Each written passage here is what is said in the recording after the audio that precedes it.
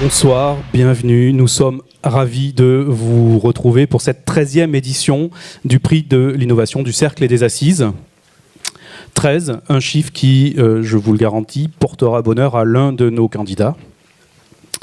Mais avant d'entrer dans le vif du sujet, je vous propose de passer faire un petit rappel sur l'organisation de cette soirée. Alors, 4 candidats, 4 startups qui ont été sélectionnés sur dossier, qui vont pitcher pour vous pendant 10 minutes, avec 5 petites minutes de questions par quelques membres du jury qui seront sur scène avec moi. Et tout cela sera suivi d'un vote électronique. Donc vous pourrez voter pour décerner la mention du public. Votre petit favori parmi les 4 startups qui se présenteront à vous ce soir. Et par la suite, le jury, dans sa totalité cette fois-ci, se réunira demain pour décider, statuer sur le prix de l'innovation. Alors un petit rappel, le prix de l'innovation est le seul prix qui est doté d'une invitation aux assises au mois d'octobre prochain. La mention du public, c'est vous qui la décernez. Ça ne veut pas dire qu'il n'y a rien à gagner, puisque c'est un outil de communication exceptionnel pour les startups. Il arrive que la même startup ait les 2 prix, bien sûr, mais ce n'est pas une obligation. C'est un outil de communication exceptionnel pour eux, donc s'il vous plaît, votez sérieusement, votez selon vos coups de cœur, et c'est excessivement important pour eux. Alors, bien sûr, il y aura aussi les bonus habituels pour nos habitués, le petit film de la classe verte du jury, une question de test pour calibrer le fameux vote électronique et une nouveauté, une question électronique après chaque pitch. Autrement dit, à la fin de tous les pitchs, vous serez en mesure de voter pour votre coup de cœur, mais à la fin de chaque pitch, il y aura une question, évidemment en lien avec l'activité et la solution qui vous aura été présentée, sur laquelle vous pourrez vous exprimer. Globalement, l'idée, c'est de savoir est-ce que concrètement, dans vos métiers respectifs, vous êtes confronté à la problématique que tente de couvrir la start-up en question. Mais j'aimerais également vous proposer peut-être un autre petit jeu aussi. Vous le savez, chaque année, je vous dis que les dossiers étaient exceptionnels, c'était un grand cru. Chaque année, je vous dis que ça a provoqué des débats animés au sein du jury. Alors je vous propose cette année de dire check chaque fois que vous entendrez l'une de ces phrases, voilà une sorte de bingo loto, et je vous propose d'y rajouter également les termes blockchain, bitcoin et intelligence artificielle. Voilà, vous dites check chaque fois que vous entendez un de ces concepts, il n'y a rien à gagner. Hein. Très bien, il est temps cette fois-ci d'entrer dans le vif du sujet avec notre premier candidat, premier pitcher, c'est par ordre alphabétique, Bystamp. Bystamp, c'est à vous, je vous laisse expliquer tout ce que vous faites de beau et de bien. Donc bonjour, je m'appelle Laurent Evin, CTO de la société Bystamp et je suis ici devant vous pour vous présenter Bystamp, une solution d'authentification en présentiel. Donc Bystamp, c'est quoi? Vous l'avez deviné, c'est un tampon électronique. Pourquoi? Pour tamponner un écran de smartphone. Rappelez-vous, le tampon, le geste ancestral du tampon sur la feuille de papier a été reproduit sur le smartphone. Prenons un exemple concret tout de suite, comme ça on va voir exactement comment ça fonctionne. Imaginez une application de fidélité avec une carte à tampon dématérialisée. Vous allez chez votre commerçant, actuellement il sait très bien tamponner une carte à tampon classique. Nous avons emporté exactement le même usage du tampon sur la carte à tampon papier sur un écran de smartphone. Donc le commerçant prend son tampon sous son comptoir et vient tamponner l'application de fidélité. Le point de fidélité est rajouté sur la carte à tampon pour me remercier de ma fidélité. Donc c'est très intuitif parce qu'on reproduit en fait le même usage que tout le monde connaît. Dans un premier temps, on s'adressait en fait au monde du retail, donc les commerces, qui est un milieu qui est assez exigeant puisqu'on a un parc de téléphones qui n'est pas maîtrisé avec des technologies qui sont complètement hétérogènes. On a un environnement aussi de tamponnage qui est compliqué puisqu'on n'a pas forcément de connexion Internet, voire pas souvent activées, et des personnes qui ne sont pas très enclins à aller sur des solutions complètement dématérialisées. Donc, voilà, on a pris tout ça, on s'est dit, voilà toutes les contraintes, qu'est-ce qu'on en fait? Donc, il faut qu'on trouve une solution qui reproduise l'usage, donc le tampon, sans NFC, sans Bluetooth, sans Wi-Fi, sans connexion à Internet. Qu'est-ce qui nous reste? Le son et la lumière. nous utilisons le son et la lumière pour pouvoir communiquer entre le tampon et le smartphone. Donc nous avons déposé un brevet, même plusieurs d'ailleurs, qui sont déjà publiés, qui nous permettent en fait de sécuriser en fait la connexion entre le tampon et le smartphone. En plus, nous fonctionnons offline, pas besoin de connexion Internet. Ce tampon, c'est un concentré de technologie qui est adapté au monde du commerce dans cette version-là. Mais nous avons eu des demandes pour pouvoir le faire évoluer dans le monde de l'industrie. Et ce monde de l'industrie est très contraignant. Enfin, très contraignant en termes de normes qu'on essaie de suivre, comme l'IP65 pour tout ce qui est éclaboussure, ATEX, etc. Ils ont des formes aussi bien spécifiques. Les formes qui doivent être intégrées aux équipements existants. Nous n'inventons pas de nouveaux objets qui vont venir encombrer les objets existants. Nous venons les suppléer. Donc on a un porte-badge derrière lequel on a notre module pour pouvoir intégrer une authentification. Sans plus attendre, je vous propose de voir exactement comment ça fonctionne. Je vous ai parlé de l'évolutivité en fait dans le monde de l'industrie. Dans le monde de l'industrie, on a la chance de maîtriser le parc de téléphones où en fait on a le Bluetooth Low Energy. Donc on a troqué le son qu'on utilisait chez les commerçants par le Bluetooth Low Energy, ce qui va nous permettre d'aller beaucoup plus loin en termes d'authentification et d'effectuer des actions supplémentaires. Donc nous avons un téléphone sur lequel est installée une application mobile et nous fournissons un SDK, c'est le driver du tampon, qui va permettre en fait à l'application mobile de communiquer avec le tampon pour pouvoir s'authentifier. Donc la personne qui souhaite s'authentifier sur l'application dépose le tampon, donc ça c'est la version start, enfin la version commerce, sur l'écran du smartphone. Un système innovant de flash lumineux émis par l'écran du smartphone va réveiller le tampon. Pourquoi ? Pour envoyer en fait un token directement au tampon pour initialiser la phase d'authentification. La phase d'authentification est basée en fait sur une communication en Bluetooth Low Energy. Donc il y a un système de challenge, de questions-réponses qui se passe entre le tampon et le SDK, rappelez-vous le driver, pour valider la phase d'authentification. À cette étape-là, la personne est authentifiée. Je vous ai dit tout à l'heure, on peut rajouter des actions supplémentaires grâce au Bluetooth Low Energy. Une des actions qu'on est en train de développer, c'est la signature électronique. La signature, l'application nous transmet le hash du document, donc la version condensée du document, est transmise par le biais du SDK, rappelez-vous le driver, est mis au tampon qui contient un secure element qui permet en fait de contenir un certificat, signe le document et le retourne à l'application. Donc ça, c'est une des possibilités qu'on a rajoutées dans le tampon. Nous travaillons aussi sur la traçabilité des signatures. Donc on a la signature qui va être stockée sur le téléphone. Et là, on est en train de monter un projet en fait, pour pouvoir diffuser cette signature qui est stockée sur le téléphone dans un logiciel qui s'appelle Shadline, de stockage fragmenté. Et pour la partie tampon, nous le rendrons communicant pour transmettre la preuve sur un système de blockchain. Je l'attendais. C'est bien, vous avez suivi. Donc c'est un mécanisme à double preuve. Les deux informations sont stockées sur deux systèmes différents et en cas de litige, on peut les confronter. Donc nous travaillons actuellement sur un projet européen là-dessus. Nous l'avons lancé et nous attendons la réponse. Je vous propose d'aller sur un cas beaucoup plus concret dans le cadre de la maintenance industrielle et plus particulièrement dans le cadre de la maintenance industrielle dans les centrales nucléaires. Nous travaillons actuellement avec EDF, d'ailleurs sur la centrale du Blayais, justement pour apporter cet usage de tampon pour certaines étapes, remplacer le papier.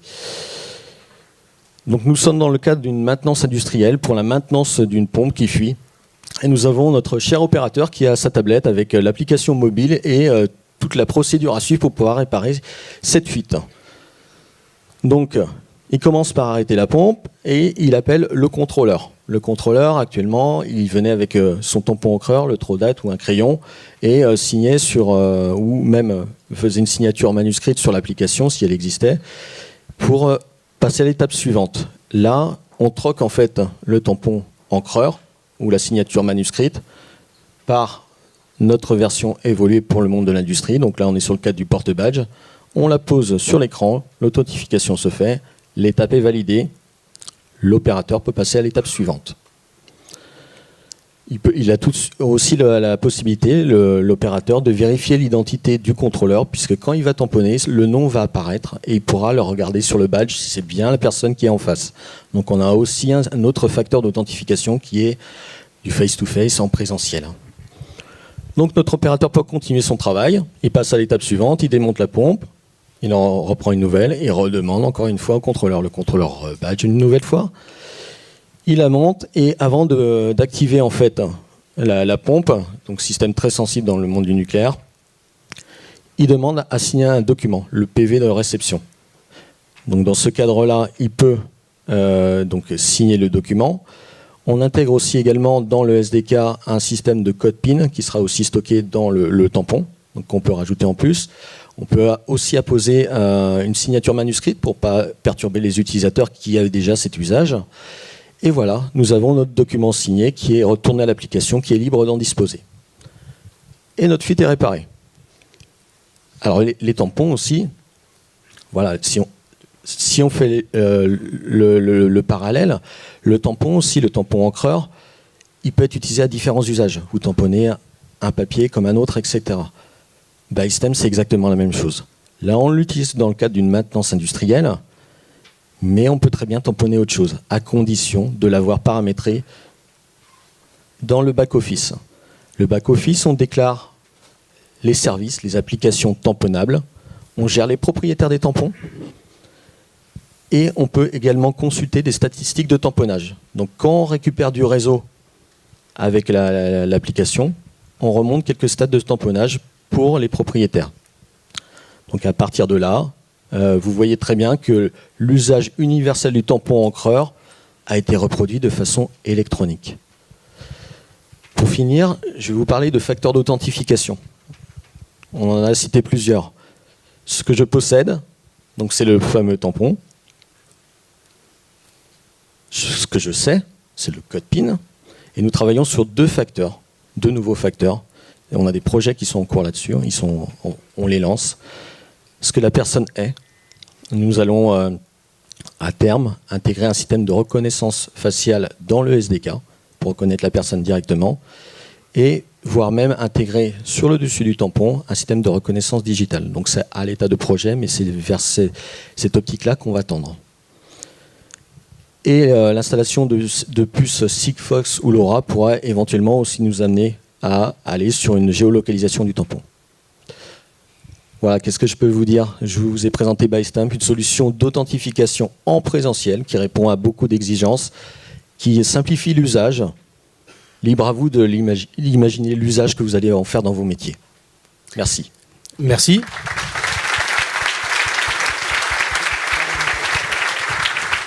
Alors on commence par une question du jury déjà. Qu'est-ce qui s'est passé à la genèse du projet pour dire à un moment donné vous allez réintroduire un objet physique alors dans cet univers du digital et du smartphone? Qu'est-ce qui s'est passé chez vous? Très bonne question.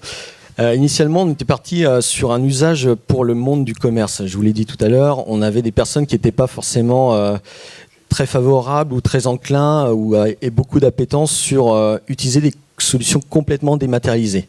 On a vu des solutions de fidélité qui étaient sur du scan de code barre, facilement piratable, etc. Et le parc en fait, de téléphones ne répondait pas à nos exigences et surtout à ceux de nos clients, les commerçants. Et on s'est dit qu'il fallait qu'on réintroduise quelque chose qui soit ludique. Parce qu'on ne peut pas... Il y a une certaine culture de changement. On ne peut pas passer du papier au complètement dématérialisé. Donc nous, on s'inscrit dans une transition. On n'a pas pour prétention de remplacer complètement le dématérialisé, mais on veut les accompagner. Donc c'est cet accompagnement-là, en proposant un objet physique, comme on disait tout à l'heure, une innovation d'usage, technologique aussi, puisqu'on avait des contraintes techniques, on n'avait pas le droit au Wi-Fi, etc. Et donc du coup, il a fallu sortir ça. Donc c'était un sacré challenge, on l'a éprouvé sur le terrain, et honnêtement, sur le terrain, tamponné, on a eu de très très bons retours. L'usage est vraiment très bien accueilli. Une question également sur le device, l'objet. Dès lors que votre base clientèle va s'étendre, il va falloir que vous gériez la logistique d'approvisionnement, la logistique de retour, la logistique de panne, etc. Qu'est-ce que vous avez prévu là-dessus qui nous rassurerait en tant que promoteur de solutions, parce qu'une fois qu'on l'aura déployé, il faudra qu'on s'en occupe. Tout à fait. La logistique, actuellement, on a donc des tampons qu'on peut donner à des distributeurs qui va les vendre à leurs clients.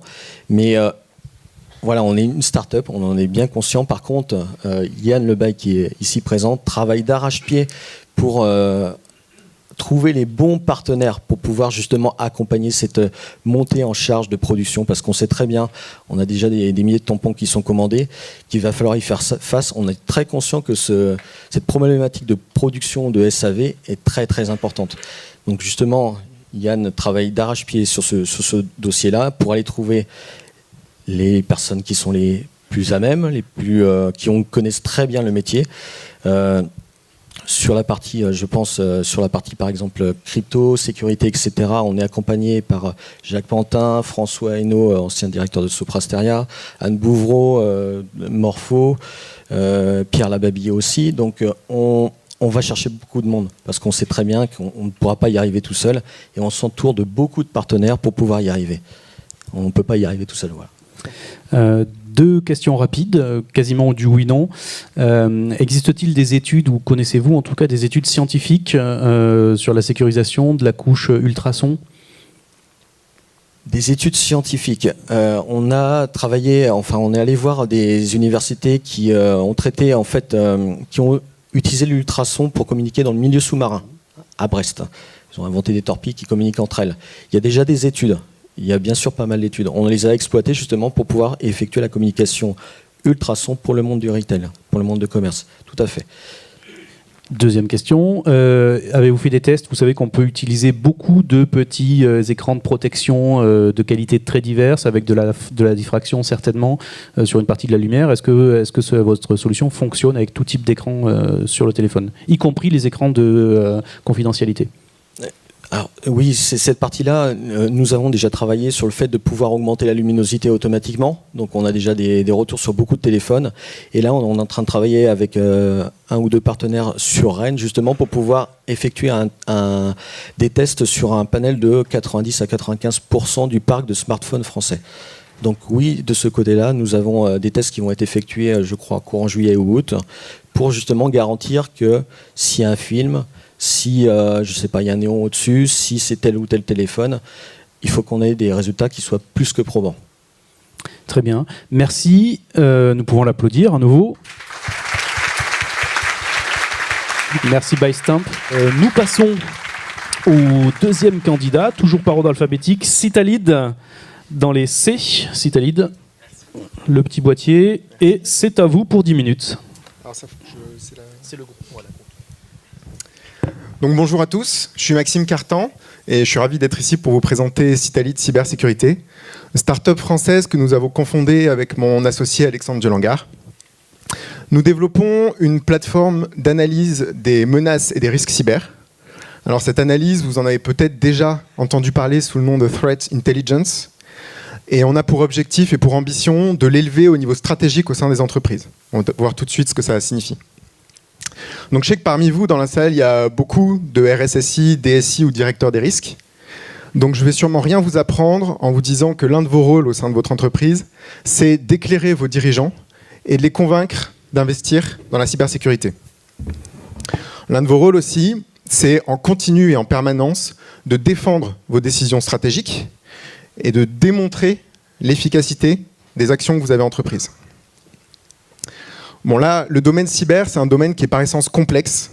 Donc le défi de synthèse et de pédagogie auquel vous faites face, c'est vraiment un enjeu stratégique au sein de votre organisation. Vous avez besoin de compléter le fait technique avec des éléments de contexte, mais aussi des arguments chiffrés qui vont être adaptés au plus haut niveau décisionnel, comité de direction, etc. Alors notre approche pour vous aider à répondre à ces enjeux, ça a été de développer une plateforme clé en main qui repose sur 3 piliers principaux. Le premier pilier, c'est vous proposer un classement des cybermenaces qui sont les plus susceptibles de vous cibler. et ce, en fonction de votre profil d'entreprise. Alors, qu'est-ce qu'on entend par profil d'entreprise ? Ça va être la taille de l'organisation, mais aussi ses secteurs d'activité et ses implantations géographiques. On est également les premiers à prendre en compte le contexte géopolitique. Alors, vous allez peut-être me dire, pourquoi la géopolitique ? L'expérience montre que toujours plus d'attaques qui, a priori, pouvaient sembler purement opportunistes, c'est pas l'année 2017 qui va me contredire là-dessus, sont en fait motivées in fine par des intérêts économiques ou politiques. Et dans ce cas, le passage à l'acte des attaquants est toujours directement influencé par le contexte externe. Contexte externe, ça va des tensions internationales, bien sûr, jusqu'aux signatures de contrats stratégiques, par exemple, en passant par des grands événements, des fêtes et autres commémorations. Le deuxième pilier, si ça veut venir, c'est une hiérarchisation des mesures de défense qui vont être les plus efficaces et les plus rentables pour lutter contre les menaces qu'on vous a présentées dans le premier point. Alors pour ça, on prend en compte votre niveau actuel de déploiement de ces mesures de sécurité au sein de l'entreprise, mais également la cible de déploiement à atteindre. Par ailleurs, différentes entités, business ou géographiques par exemple, peuvent remonter les informations qui les concernent directement à travers la plateforme, ce qui vous permet d'avoir une vision globale du niveau de maturité défensive de votre entreprise à tout moment. Enfin, nous réalisons une évaluation probabiliste des pertes financières associées à ces menaces. Alors pour faire ça, nous adoptons une démarche par scénario d'attaque qui nous permet d'anticiper l'impact business et financier que vont avoir les menaces sur votre entreprise. Là-dessus, si vous regardez ce qui se passe déjà au sein de vos organisations, vous vous rendrez compte que pour la plupart, elles ont déjà adopté depuis un certain temps déjà, et avec succès, ce type d'approche quantitative pour des risques différents et d'autres types de risques. Donc nous, on pense qu'il est grand temps d'appliquer cette approche aux risques cyber. Et d'ailleurs, si vous n'êtes pas encore totalement convaincu, sachez que le FMI a récemment publié un article signé Christine Lagarde qui insiste sur le caractère crucial pour les entreprises de réaliser des estimations financières des pertes liées aux risques cyber. Alors, qu'est-ce qui nous différencie ? En premier lieu, on a fait le choix de développer une technologie qui est capable de suivre le rythme d'évolution des cybermenaces. Parce que concrètement, les cybermenaces évoluent très vite, et quand on fait une analyse de risque, il est crucial que l'analyse ait la même temporalité que les risques qu'elle traite, les risques dont elle traite. Et donc vous allez peut-être me dire comment est-ce qu'on arrive à ce résultat ? Tout part évidemment des données. Alors là, on a constitué une base de connaissances des cybermenaces qui est unique. Unique parce qu'au-delà du fait technique, elle renseigne également les centres d'intérêt, l'évolution des centres d'intérêt des attaquants et leur rythme opérationnel. Pour constituer cette base, ça a été un travail de longue haleine, on a mis en œuvre tout le savoir-faire que mon associé et moi avons acquis dans notre précédente vie au centre opérationnel de l'ANSSI, donc l'Agence nationale de cyberdéfense. Dans cette précédente vie, moi j'étais analyste spécialiste des cybermenaces ou des modes opératoires d'attaque, on appelle ça, dans l'équipe qui était dirigée par Alexandre, mon associé, et qui était l'une des premières équipes gouvernementales françaises de Threat Intelligence, analyse des cybermenaces. Et là-bas, on a acquis des techniques d'investigation avancées qui nous ont permis et qui nous permettent de générer de la donnée à haute valeur ajoutée en partant de données qui sont accessibles à tout le monde, qu'on appelle des données en source ouverte. On avait un autre rôle dans cette équipe, c'était la vulgarisation du fait technique, du fait cyber, auprès des plus hautes autorités de l'État. Et cette capacité de pédagogie, on l'a transposée dans notre base de connaissances, puisqu'elle est accessible directement via la plateforme, et on a essayé de la rendre intelligible au plus grand nombre. Donc elle est pédagogiquement simple à comprendre. En ce qui concerne la géopolitique, nous avons fait le choix d'automatiser en partie l'analyse. Pour ça, on exploite une base de données qui est maintenue à jour par des universitaires dans le monde à l'aide d'algorithmes de ce qu'on appelle l'apprentissage automatique du langage. Je vais éviter le terme d'intelligence artificielle, d'apprentissage automatique du langage, qui leur permettent de traiter des milliers d'articles de journaux par jour et ce dans plus de 100 langues. Alors je crois qu'on a le droit de dire big data, mais voilà, check. Donc voilà, donc là on est consommateur de big data, et nous, qu'est-ce qu'on en fait de ça? Eh ben, ces algorithmes extraient en fait des événements structurés de ces articles de journaux. Et nous, avec notre expérience, on a développé une grille de lecture du cyberespace qui nous permet d'appliquer à chacun de ces événements un potentiel impact cyber. Et c'est cette approche qui est particulièrement innovante qui nous permet de détecter les contextes qui vont être propices à la survenance de cyberattaques dans votre secteur, par exemple. On a également développé, avec notre expertise, mais aussi avec des bases statistiques qu'on a récupérées et analysées, des profils de risque et des scénarios d'attaque type et clé en main par secteur. Alors, si vous souhaitez refléter plus finement les risques cyber qui vous sont propres, vous pouvez bien sûr, directement sur la plateforme, générer vos propres scénarios d'attaque, tous les paramètres qui correspondent, et lancer les calculs. Cette démarche, vous pouvez le faire seul ou accompagné par Citalid. Donc on peut vous aider à réaliser cette démarche-là.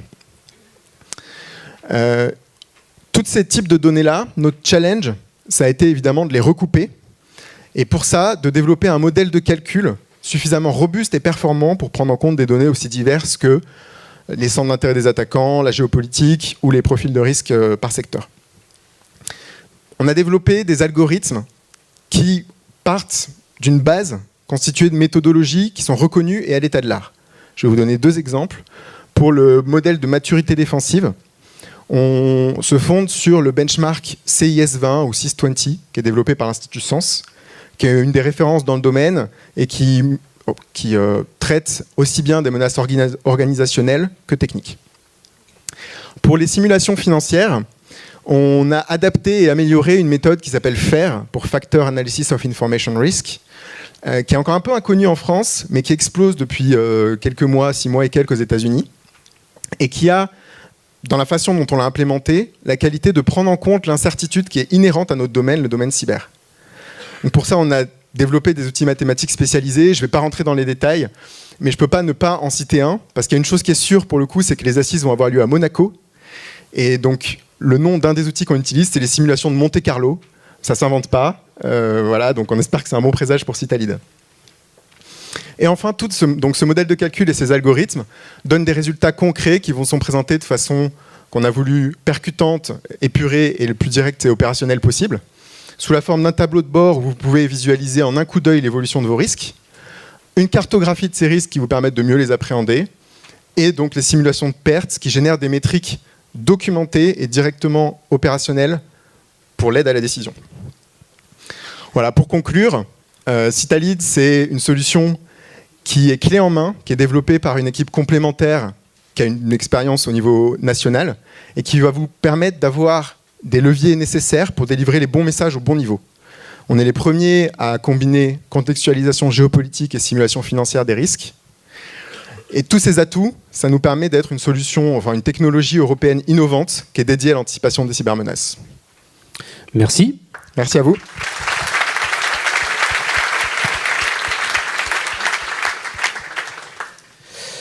Question du jury. Vous en êtes où dans la maturité? Vous êtes prêt à l'emploi? Ça y est, vous avez déjà des prospects, des clients? Alors justement, c'est parfait parce que c'est la partie avec laquelle j'allais conclure et j'ai pas forcément eu le temps de la dire. Aujourd'hui, notre plateforme est commercialisable, c'est-à-dire qu'elle est prête à l'emploi. On est en train de lancer une phase qu'on appelle de pilote, c'est-à-dire qu'on est en négociation avec un nombre restreint de grands comptes. L'idée étant de prendre en compte au mieux leurs besoins spécifiques pour orienter les prochains développements pour nous de la plateforme. Et d'ailleurs, si l'aventure vous tente, n'hésitez pas à nous contacter. C'est contact@citalid.com. Je glisse le message. On ne sait jamais.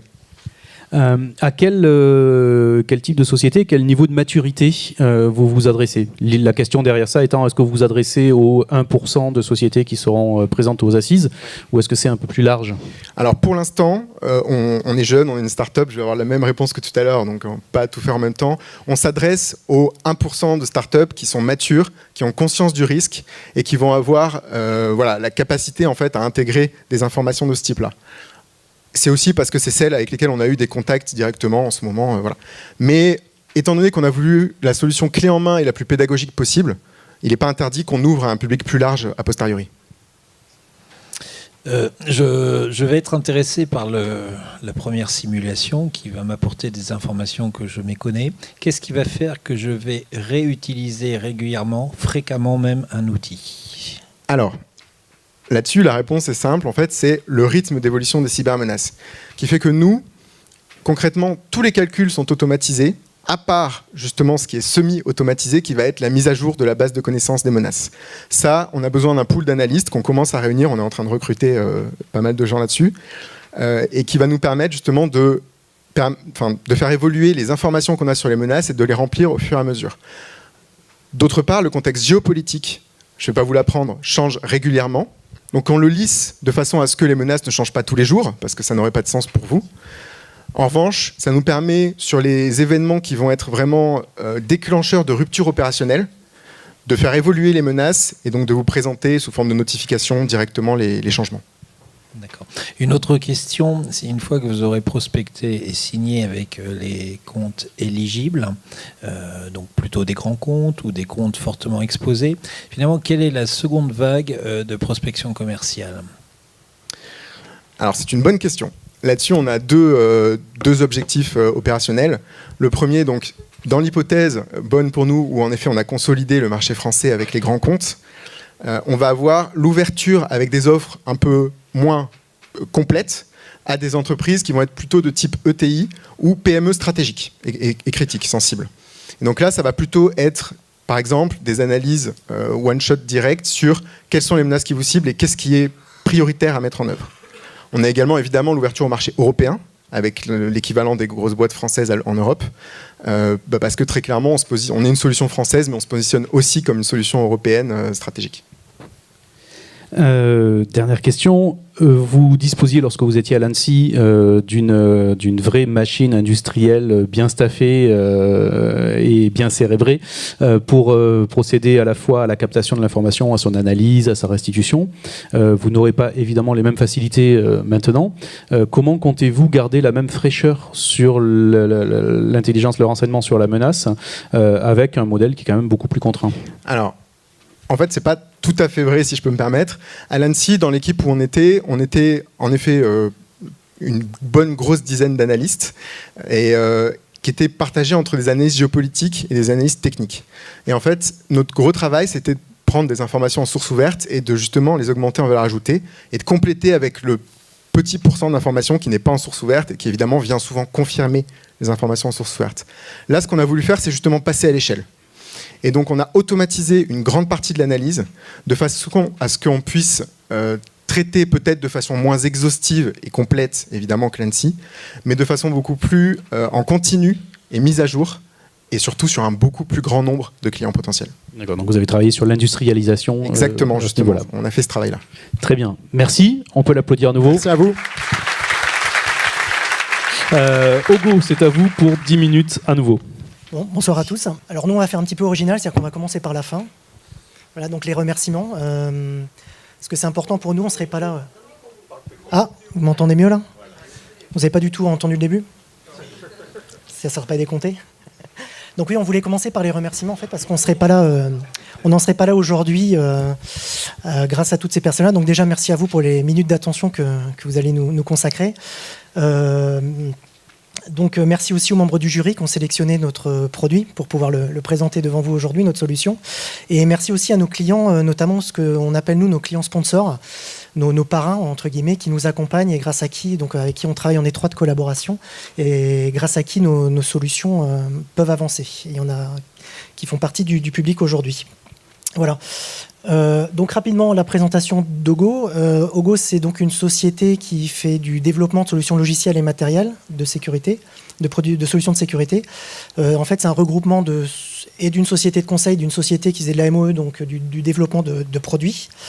Donc on a deux types d'activités. On produit des solutions, on va dire, sur mesure pour les clients qui nous demandent des choses un peu spécifiques et des solutions standards qu'on essaie de mettre donc à notre catalogue, notamment la solution Estrobox qu'on va vous présenter aujourd'hui. Donc la solution Estrobox, son origine elle est très simple, c'est en 2017, on a beaucoup de clients il y avait un besoin récurrent de stations blanches tout simplement ou d'équipements permettant de décontaminer des supports amovibles. Voilà, donc Je pense que je vous apprends rien en vous disant que les supports USB, les supports amovibles, c'est un grand vecteur d'attaque au niveau des SI. Mais le besoin de stations blanches pour la montée de données dans des SI, des systèmes d'information plus sensibles, était aussi un besoin qui était assez important. Donc voilà. Donc là, vous allez me dire, effectivement, le concept de station blanche qui date de plus de 20 ans, ça n'a rien d'innovant. Donc pourquoi on est ici? En fait, c'est surtout pour la suite et notamment tout ce que l'on a fait autour de cette V0. Ok, donc en effet, en partant de cette station V0 qui était présentée sous la forme d'un kiosque, nos clients nous ont pas mal fait remonter un besoin de mobilité. Et donc on a travaillé sur une version mobile qu'on a amenée ici, si vous voulez la voir tout à l'heure, basée sur en fait une tablette durcie. Et cette Estrobox V1, en fait, elle apporte pas mal de nouvelles fonctions par rapport à la station blanche classique. Notamment, on a mis en place des fonctions de filtrage de périphériques USB, par exemple pour n'autoriser que des périphériques USB maîtrisés en sortie de données. Des fonctions de mise à jour sécurisées aussi, c'est-à-dire que tout ce qui est mise à jour antivirale, ça n'est plus le client qui va le chercher sur le site des éditeurs, mais c'est Ogo qui va le pré-packager de façon sécurisée pour ses clients. Il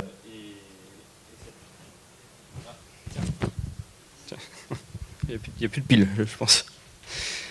Et donc en partant de cette V1, on nous a remonté un besoin finalement encore plus fort de mobilité, non seulement pour les gens qui vont utiliser dans des bureaux, dans des usines, dans des salles serveurs où on n'a pas forcément besoin d'une station blanche à un endroit fixe, mais aussi pour des gens qui vont avoir des informations sensibles sur leur ordinateur et qui vont devoir être en déplacement ou qui sont plus nomades entre plusieurs sites. Donc on a là-dessus lancé le projet de développement de la Estrobox V2 qui est basé sur un format 5 pouces, je sais pas si oui, voilà, qui est là. Voilà, qu'on a ici aussi, et qui apporte pas mal de nouvelles fonctions un petit peu dans la veine de la mobilité. Donc on a toute une série de fonctions en ligne comme la mise à jour automatique en ligne, où là c'est le client, il va même plus en fait chercher la mise à jour sur le site d'Ogo, c'est la box qui va périodiquement aller se mettre à jour que en pool sur nos serveurs à nous, soit via Wi-Fi, soit avec un adaptateur en câblé, soit par la 4G, parce qu'on a un support de 4G dessus. Et cette Estrobox V2, elle permet également le contrôle de l'authenticité des fichiers en entrée grâce à des signatures PGP et PKI. Et on est en train de développer la dernière fonction dont on parlera rapidement tout à l'heure, qui est ce qu'on a appelé le scan on the go, c'est-à-dire qu'en fait, à la place d'une clé USB en sortie, qui est la façon classique d'utiliser une station blanche, on va directement connecter le PC ou serveur cible à l'arrière de la S3 et en fait la rupture protocolaire est faite par la box et on est en rebond direct sur l'ordinateur cible. Donc voilà, et aujourd'hui, donc comme vous expliquez, la V2 est en cours de développement, on a déjà beaucoup de projets en cours.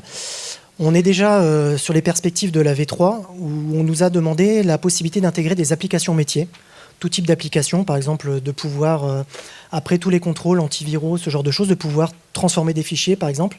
Donc ça va au-delà de la simple vérification d'authenticité ou d'intégrité de ces fichiers-là. Donc voilà, on a plein d'applications métiers que les clients souhaitent intégrer.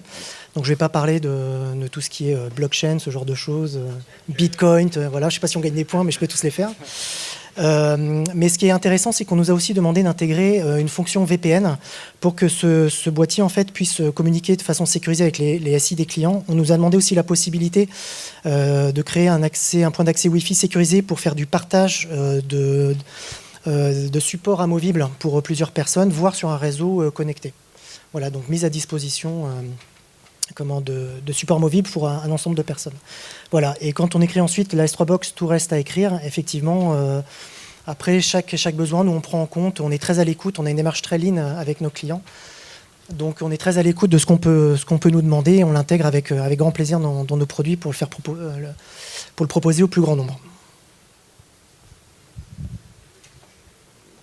Ok, donc on s'est dit que plutôt que vous faire des schémas compliqués d'attaque et d'utilisation sur les SI, on allait vous mettre une petite démo.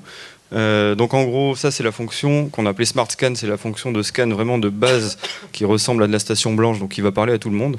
Donc l'utilisateur, il va arriver, il va connecter sa clé USB non sûre sur la S3 Box.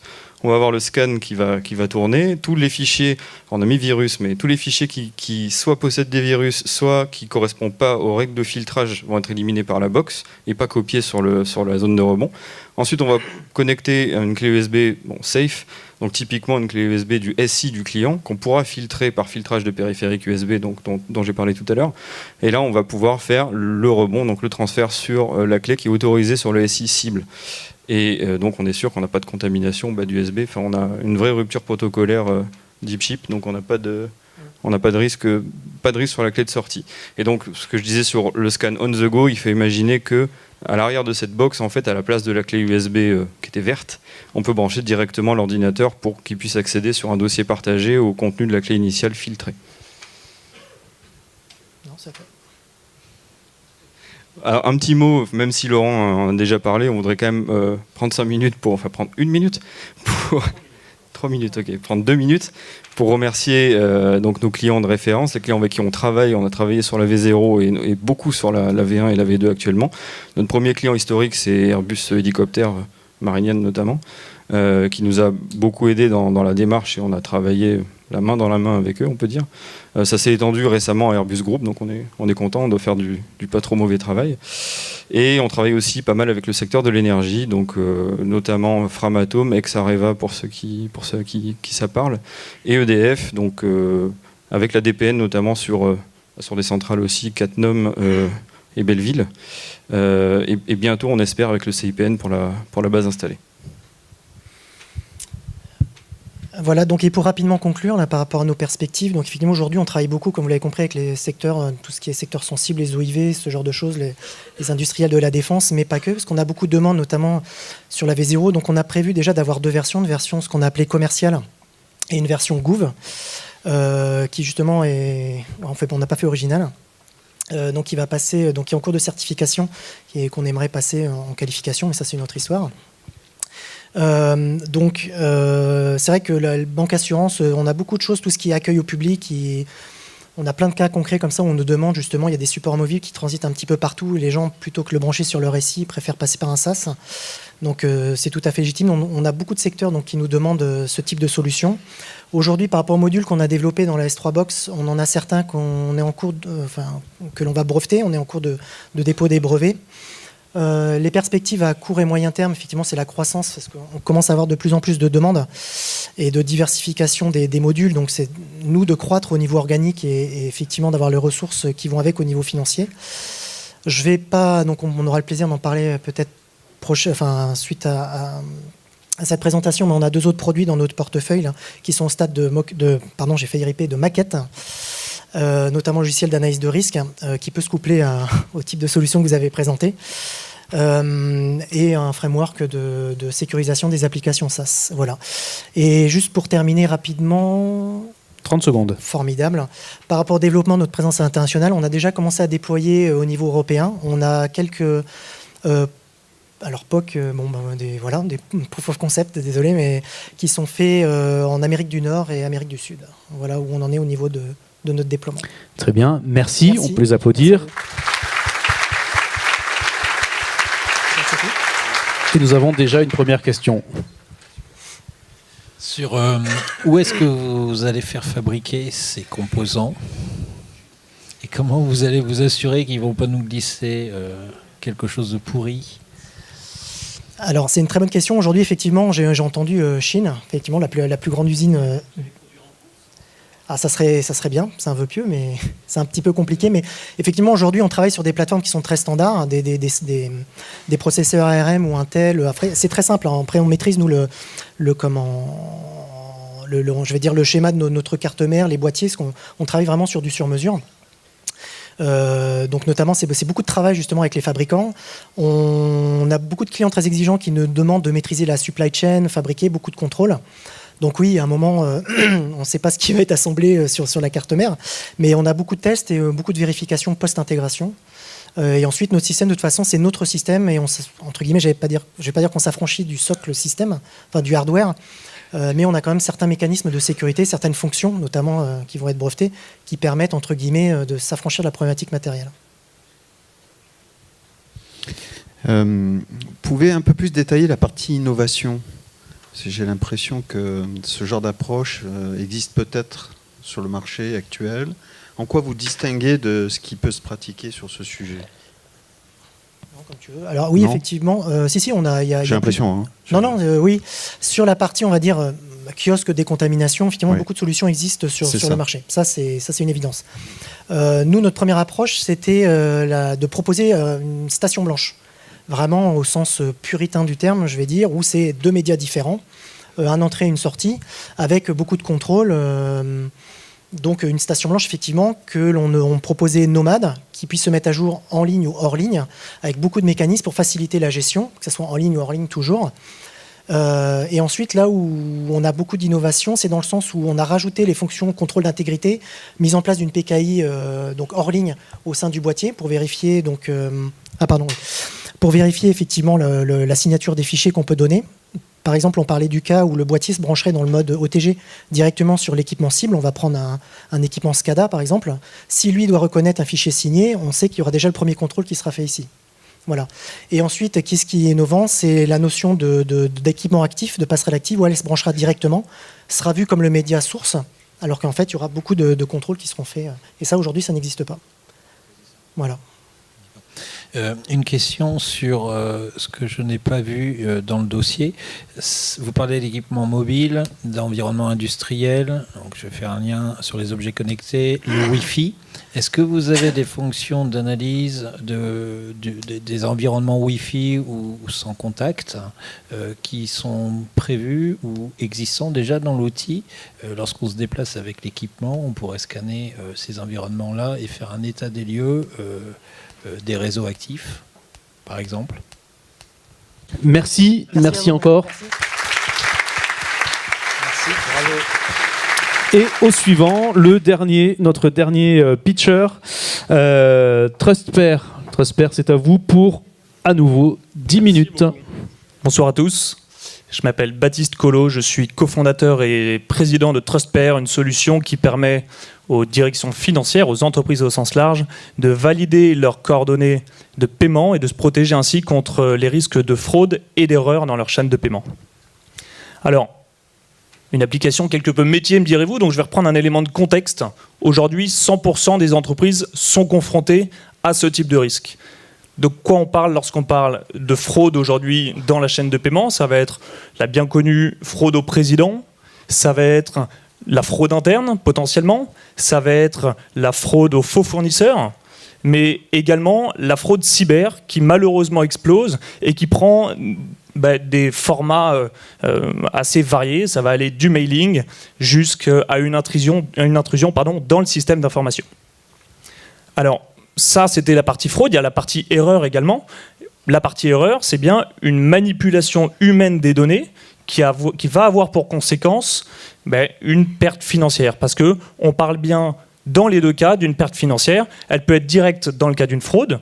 La conséquence, c'est que vous payez un compte bancaire, l'entreprise paye un compte bancaire qui est réellement frauduleux. Dans le cadre d'une erreur, la conséquence peut être la même, mais parfois c'est uniquement un coût qui est humain, à savoir le traitement de l'information, de la boucle retour dans le système d'information, toutes ces tâches à faible valeur ajoutée qui monopolisent de l'humain, qui est in fine un coût. Alors, si on s'attache au cœur du problème, bien évidemment, c'est la donnée. Lorsqu'on parle de paiement, on parle d'une quantité de données qui est absolument faramineuse, on peut le dire. Aujourd'hui, des grands groupes traitent des dizaines de milliers de données associées à leur chaîne de paiement. Ça va être les données associées aux fournisseurs, ça va être des données financières, des comptes bancaires. Et toutes ces données prises une à une sont complètement insignifiantes. Qui aujourd'hui a une lisibilité sur un IBAN? Qui a de la lisibilité sur un SIREN, un SIRET, un LEI, un numéro de TVA? Toutes ces données sont insignifiantes pour celui qui les traite. Et pourtant, les moyens aujourd'hui en place dans les entreprises, ce sont des moyens humains, ce sont des process clairement tayloriens, où chacun va avoir une petite tâche définie, un maillon de la chaîne, et on va se reposer sur la qualité du travail du maillon précédent ou du suivant, en se disant, de toute façon, il y a X personnes qui valident le process, il y a X personnes qui vont valider le compte bancaire, qui vont le vérifier, qui vont rappeler le fournisseur, donc tout se passe bien. Bon, l'actualité prouve que tout ne se passe pas bien, malheureusement, puisque la fraude, c'est des milliards d'euros de pertes rien qu'en France, et c'est des conséquences parfois humaines dans les entreprises qui sont extrêmement importantes. Alors, Trustpair fait quoi? Trustpair, c'est une solution SaaS qui, pluguée à votre système d'information, vient contrôler en continu l'intégralité des données associées à la chaîne de paiement, depuis les coordonnées fournisseurs jusqu'à la contextualisation de chacun des paiements. On vient se poser la question, est-ce qu'aujourd'hui, il est pertinent que votre entreprise paye ce fournisseur en fonction de son historique de paiement, en fonction de l'historique de paiement du fournisseur, de l'historique des données associées au fournisseur? Pour ça, nous collectons de la donnée. Trustpair, c'est une vraie boîte de data science.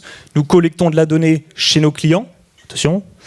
Nous connectons de la donnée publique, greffe des tribunaux de commerce, l'équivalent étranger, et de la donnée bancaire ou assimilée, des listes effectivement frauduleuses, l'ensemble de données que nous sommes en mesure de collecter.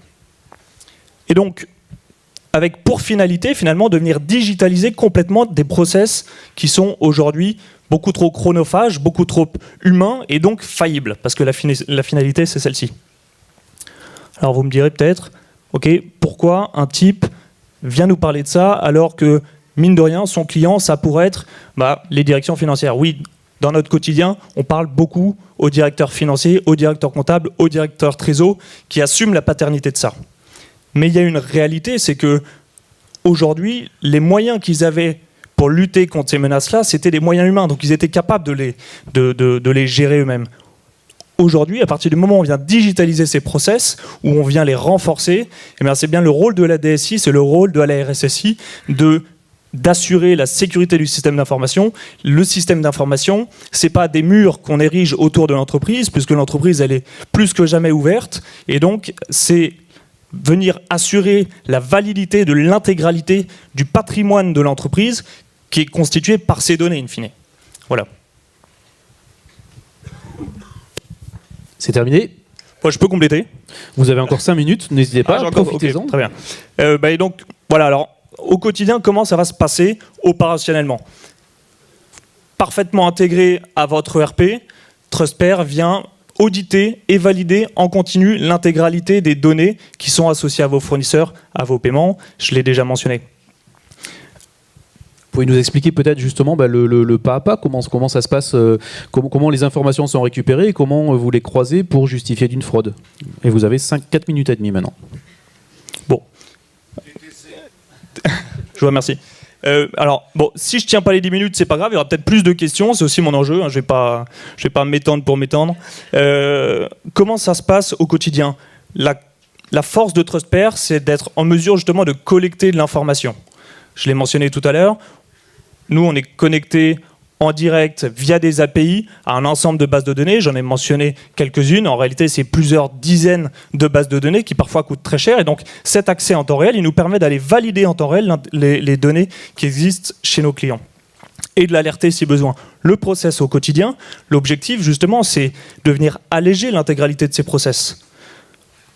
On a rencontré des clients qui nous disent « Mais nous, au quotidien, j'ai des gens qui ne font que valider des coordonnées fournisseurs, qui font que rappeler des fournisseurs. » Avec une réalité, c'est que le process ne fonctionne pas. Aujourd'hui, dans un cadre d'un risque digital, d'un risque cyber, les contrôles sont faits en amont, alors que la menace, elle est permanente. Lorsque vous recevez un email, lorsqu'il y a une intrusion dans le système d'information et qu'elle est détectée en moyenne, vous le savez mieux que moi je crois, 270 jours après qu'elle a eu lieu. Le paiement, généralement, il a lieu, 15 jours pour un mois pour les mauvais payeurs, une fois on me fait signe que non, que c'est beaucoup plus.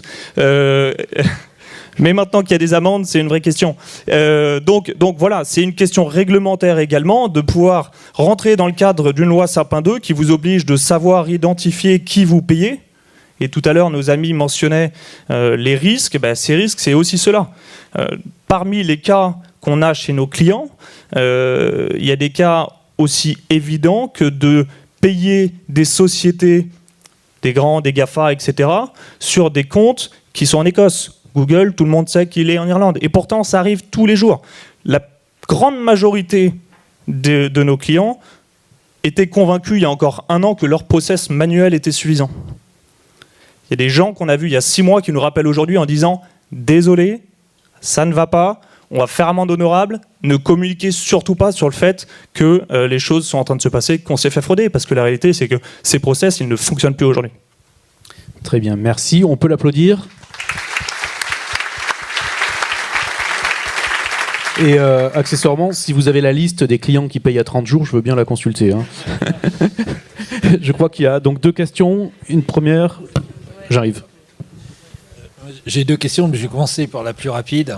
Est-ce que votre société qui collecte apparemment beaucoup de données de nos sociétés est GDPR compliant? Complètement. Petit historique sur TrustPair. TrustPair existe depuis 1 an. Alors, la commercialisation a commencé en novembre. On a eu la chance d'avoir des gens qui nous ont fait confiance très rapidement. Il y a quelques acteurs qui se sont positionnés sur le secteur. On a été rejoint assez rapidement également par un acteur, par le directeur commercial d'une boîte qui s'appelle Kiriba, qui connaît bien ce segment de marché également. Donc, on collecte énormément de données, mais la jeunesse de notre entreprise fait que très rapidement, on a pu se mettre en conformité avec le RGPD. 100% de nos clients nous disent « Attendez, vous collectez énormément de données, comment on va faire ?» En réalité, toutes ces données, elles sont déjà à l'extérieur. Elles sont sur votre SAP for Cloud, elles sont sur votre TMS, elles sont déjà stockées dans le cloud. Notre boulot, c'est de stocker de l'information de manière sécurisée. C'est beaucoup plus simple de le faire pour nous que de le faire chez vous, puisque vous ouvrez des portes tous les jours vers l'extérieur. Nous, on ouvre une porte vers notre client. Donc là-dessus, on n'a aucun souci à les rassurer. On est RGPD compliant.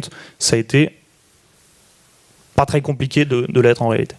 Super. Deuxième question, vous travaillez, votre produit offre des services autour de la fraude. Fraude veut dire perte avérée, on sait calculer. Ça, c'est une question que Gérard me souffle. Quel est le ROI pour l'entreprise entre l'acquisition et les fraudes évitées, dont on sait probablement quantifier une moyenne dans les grands groupes? Alors, il y a 2 choses. Il y a une typologie de client qui a déjà perdu de l'argent, qui s'est déjà fait frauder, et qui ne souhaite pas que ça se reproduise. Il y en a une deuxième. Alors ces gens-là voient très rapidement le ROI, parce qu'ils estiment la perte qui a eu lieu, qui peut être de plusieurs dizaines de milliers ou centaines de milliers d'euros, ou des millions en réalité. Pour les autres, effectivement, la question c'est quoi le ROI d'une alarme que je mets sur ma maison? La réalité, c'est que nous, on vient valider, donner de la visibilité sur l'ensemble du process. Donc l'impact, il est avant tout opérationnel. Savoir identifier le risque, savoir prévenir le risque dès le début, être au courant de ce qui se passe, identifier une fraude interne, comprendre pourquoi il y a un comportement anormal, l'identifier en amont, plutôt que d'attendre toute cette boucle retour. Nous, le ROI, au-delà du ROI financier, puisque... Voilà. Ah non, c'est bon. Puisque la réalité, c'est que quand il n'y a pas de fraude, quand vous n'êtes jamais fait frauder, qu'il n'y a eu que des tentatives de fraude, vous pouvez vous dire « bon, tout va bien ». Mais la réalité, c'est que face à l'évolution du risque, vous devez vous équiper de solutions qui sont adaptées à ce risque-là. Le risque, la fraude, elle est de plus en plus digitale. On a une solution digitale qui permet de se protéger contre ce risque-là. Donc la question du ROI, pour tout vous dire, elle est évidente lorsque vous l'avez à l'usage, lorsque vous gagnez en visibilité sur ce que vous faites, lorsque vous gagnez en tranquillité, lorsque, en tant que trésorier comptable DSI, RSSI, vous vous assurez que la donnée que vous maîtrisez, elle est valable et que vous n'êtes pas dans une black box à envoyer des paiements sur des comptes que vous ne maîtrisez pas. Très bien, merci. Alors, la mention du public va aujourd'hui à Citalid.